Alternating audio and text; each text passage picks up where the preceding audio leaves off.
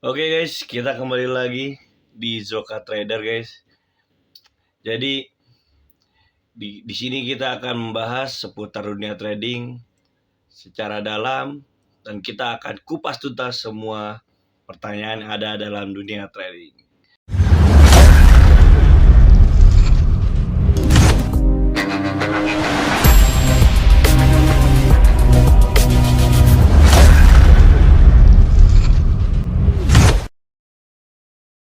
Oke, saat ini tuh lagi banyak guys ya.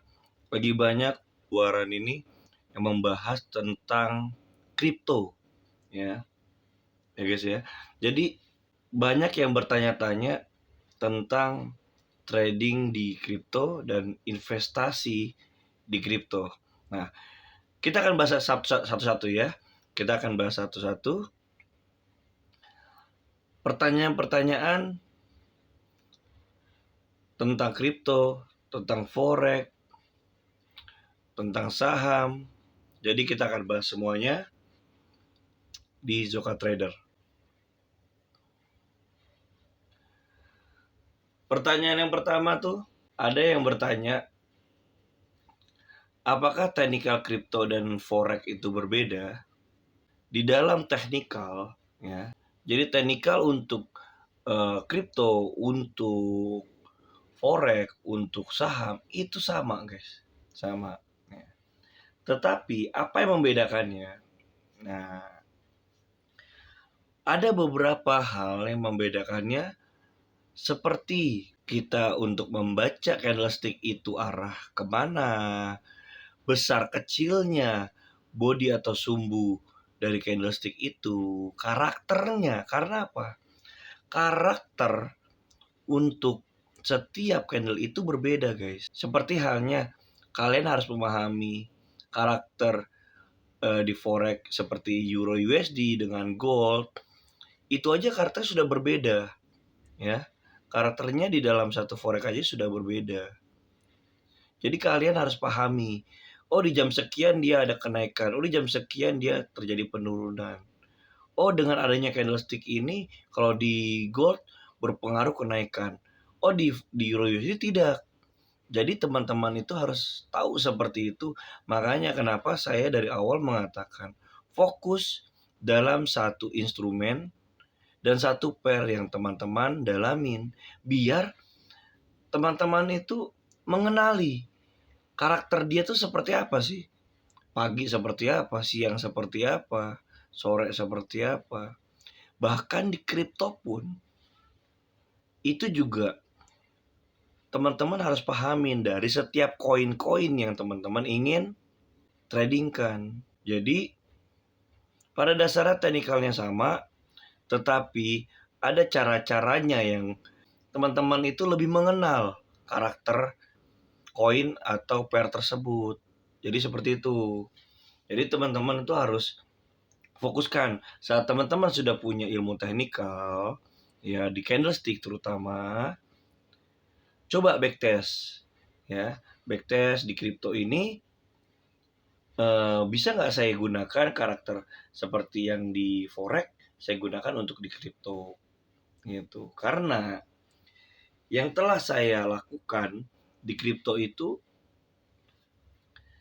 sedikit berbeda guys, ya sedikit berbeda. Mungkin banyak di luar sana teman-teman yang profesional pun pernah mengatakan kepada saya, oh di kripto itu lebih mudah, lebih cepat terjadi gitu. Boleh kalian percaya dengan hal itu, karena setiap teknikal setiap orang pun berbeda gitu.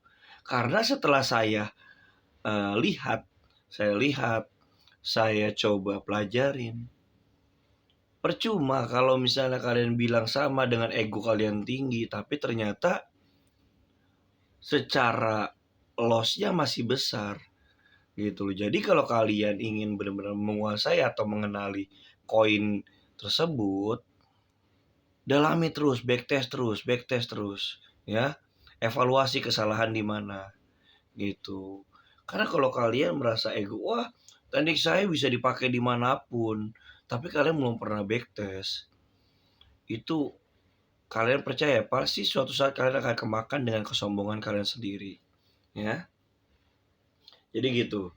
Jadi pada dasarnya teknikalnya itu selama candlestick itu masih sama, tinggal cara kalian menggunakannya dan mengenali karakternya itu yang bikin kalian harus berbeda, memvariasikan teknikal kalian atau dikembangkan, ya. Jadi seperti itu. Biasanya tidak jauh berbeda, ya. Karena kalian sudah tahu kalau di forex sendiri Sabtu Minggu libur. Tapi di kripto itu 24 jam dia selalu open, Sabtu Minggu pun open, ya. Jadi dari jam-jamnya saja sudah berbeda. Jadi sudah pasti penanganannya pun akan sedikit berbeda, ya. Makanya teman-teman saat belajar teknikal, kuasai basic-basicnya dulu untuk kalian kembangkan di instrumen-instrumen yang lain. Oke? Jadi seperti itu. Kita lanjut ke pertanyaan yang kedua. Ini sebetulnya pertanyaan ini saya dapatkan dari seseorang yang kondisinya dia masih bekerja, ya. Dia nanya ke saya, apa sih yang terbaik saya lakukan tekniknya, ya? Apakah dalam kondisi dia bekerja setiap hari Senin sampai Jumat, yang cocok yang digunakan itu apakah scalping, intraday atau swing? Tapi ini akan saya umumkan juga buat teman-teman. Teknik apa yang bagus digunakan? Bisa gunakan untuk tipe-tipe trading terbaik kalian, ya. Yang terbaik yang kalian gunakan dalam bertrading sesuaikan dengan kondisi teman-teman saat ini. Contoh, kalau teman-teman saat ini full tidak mempunyai pekerjaan dan full di dunia trading, ya, teman-teman bisa di teknik scalping, intraday, bahkan swing kalau fokus. Kenapa? Karena teman-teman bisa fokus setiap menit, setiap jam, setiap hari, bahkan setiap minggu, bahkan setiap bulan, ya. Jadi tiga hal itu bisa teman-teman gunakan. Tinggal memanage money management teman-teman. Mana keuangan untuk scalping, mana keuangan untuk intraday, mana keuangan untuk swing. Bahkan teman-teman bisa investasikan atau bisa tabungkan dengan digabungkan dengan tactical untuk diinvestasikan di kripto, gitu. Jadi 4 hal itu bisa teman-teman lakukan. Seperti yang awal video saya sudah katakan, di trading itu jadikan sebuah pekerjaan, bukan suatu mainan. Yang kedua, untuk teman-teman yang kondisi yang masih bekerja atau seorang pengusaha, ya, gitu ya, yang Senin sampai Jumat dia mempunyai kerjaan, itu sudah pasti tidak bisa teman-teman menjadi seorang scalper. Kenapa? Karena saat teman-teman bekerja dari pagi sampai sore, apakah teman-teman bisa mantau chart? Teman-teman oke, syukur-syukur bisa open. Kalau nggak bisa open juga udah kehilangan momen. Pada saat teman-teman bisa open, teman-teman harus pantau di mana take profit yang tepatnya. Kan seperti itu. Tiba-tiba teman ada kerjaan, akhirnya malah terjadi pembalikan arah. Akhirnya teman-teman malah loss, kena MC. Itu yang jadi bahaya, ya, untuk scalping. Bahkan intraday pun teman-teman pasti juga akan sulit dalam 2-3 hari atau seminggu, ya. Teman-teman fokus, tiba-tiba ada kerjaan yang teman-teman harus lakukan. Harusan teman-teman sudah bisa close karena ada kerjaan, dan 3-4 hari nggak taunya di 2 hari dia ada pembalikan arah. Nah, itu teman-teman juga tidak bisa seperti itu, ya. Jadi kalau untuk teman-teman pekerja, ya, kalau teman-teman masih bisa dalam 1-2 jam sehari untuk mantau chart, teman-teman masih bisa di intraday. Itu sangat beresiko sebetulnya, ya.